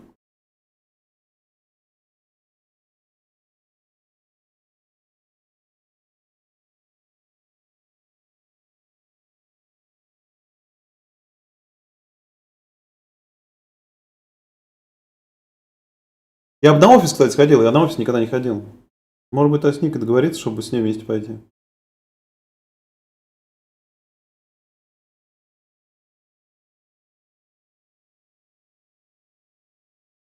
М. Ну, можно будет. Но я просто на доме не люблю. Я тебя услышал, короче говоря. Так, а чё? Кто у нас в группе-то вообще? Славия, Ганновер и Шахтер. Мы можем играть вторым составом, в принципе, спокойно. Первым играть в лиге. А, ну я должен вторым составом сыграть, потому что у меня этот лишний этот матч.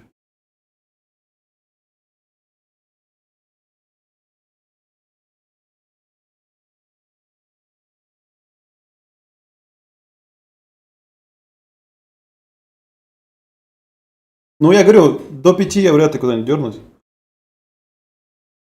Или не знаю, или дернусь. Сейчас я тогда Гри напишу и тебе напишу. Все хорошо. Я тебя понял, на связи.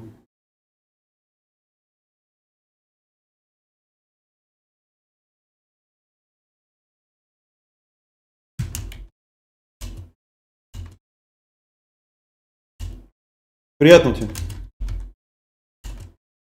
А на тренинг мне к 10, я выйду в 21:30 дома.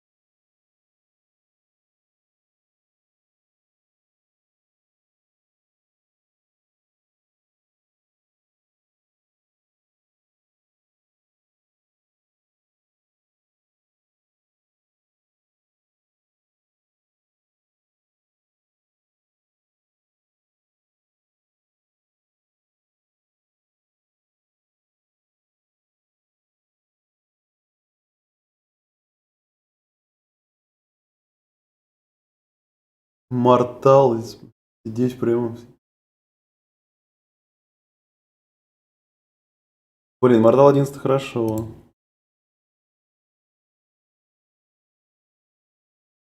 Ой, Славе дернули.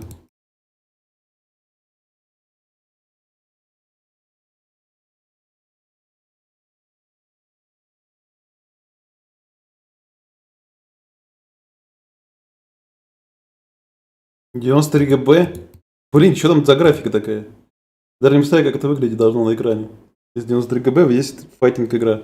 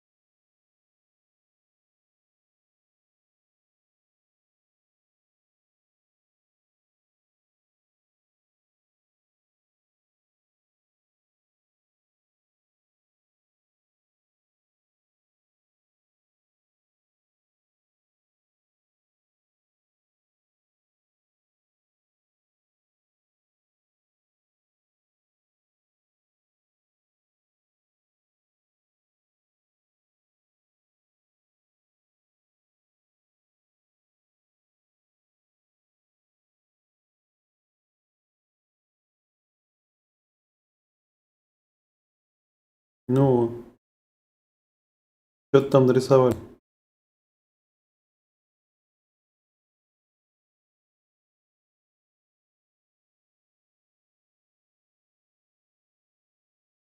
Блин, проиграли Барси. Ну, мы все равно чемпионство будем воевать, мне кажется. За Лигу чемпионов точно.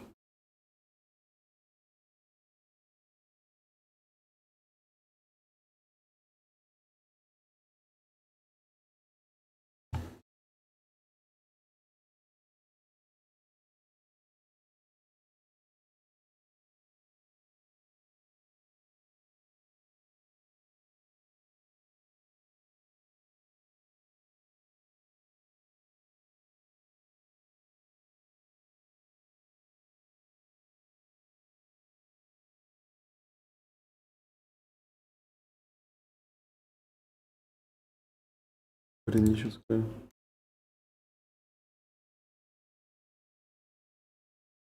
Или своим контрактом. Довольтесь своей зарплатой.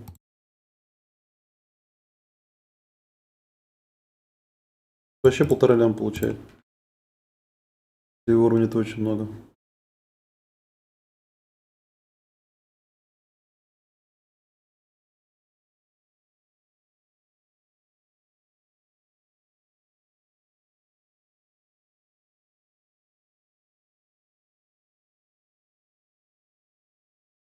Две сюжетки? А там типа как, на каждого персонажа или просто типа есть эти... Есть сюжетки и все? Ну типа базовые для всех.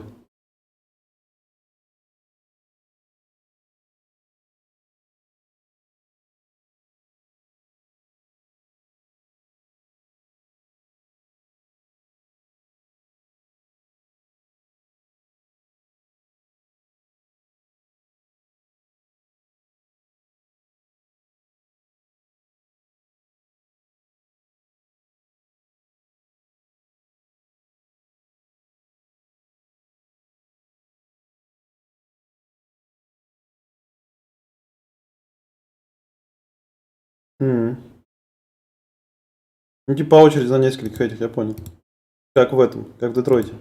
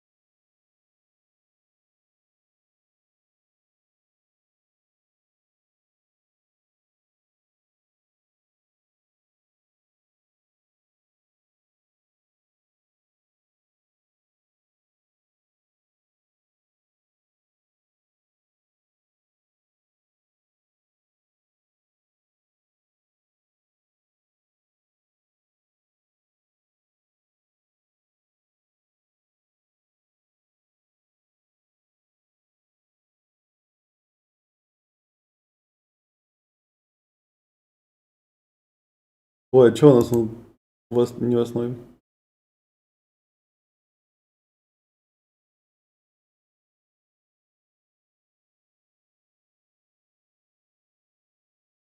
Кстати, а почему мы не играем? Мы типа уже добрались?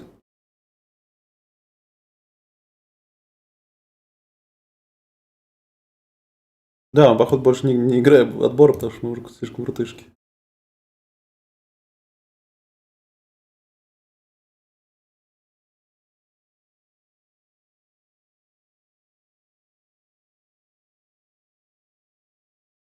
А, мы в втором квале начинали.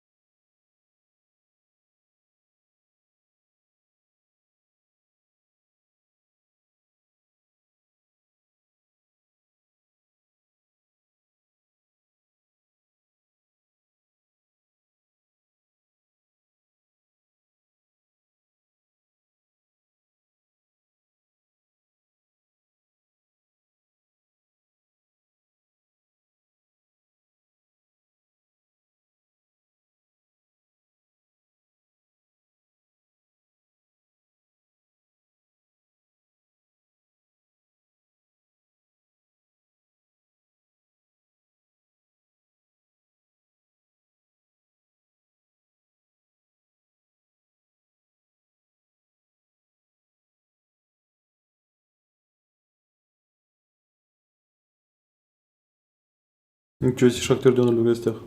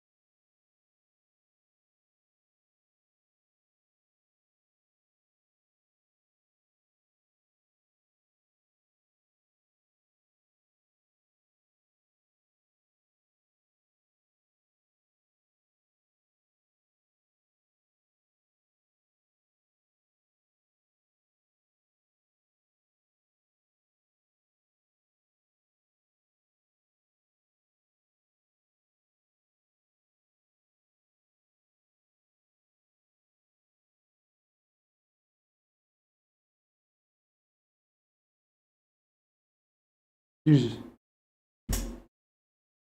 Машандр.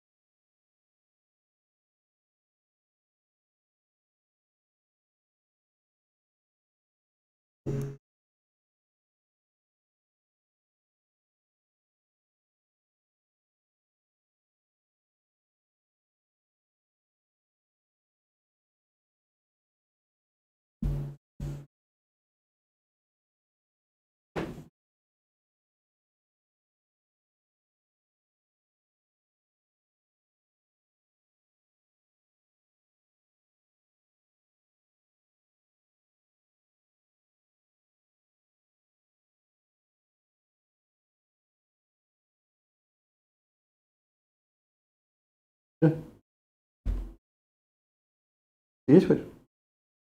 Есть хочешь? Есть хочешь? Не хочешь? Да? Давай сейчас налью.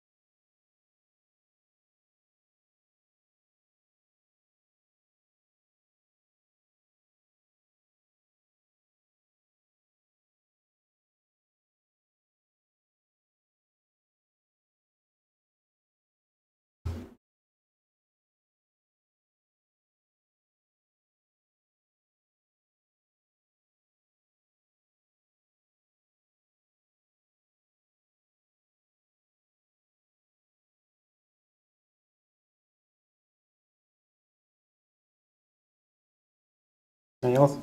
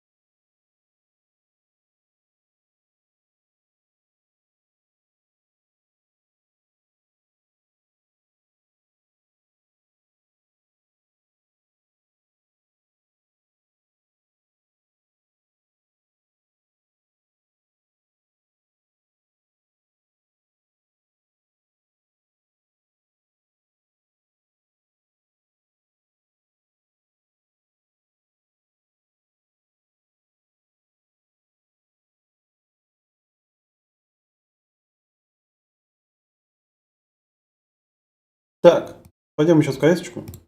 Поиграемся. Менеджером. Всех жду на стриме по КС. Пока что всем пока.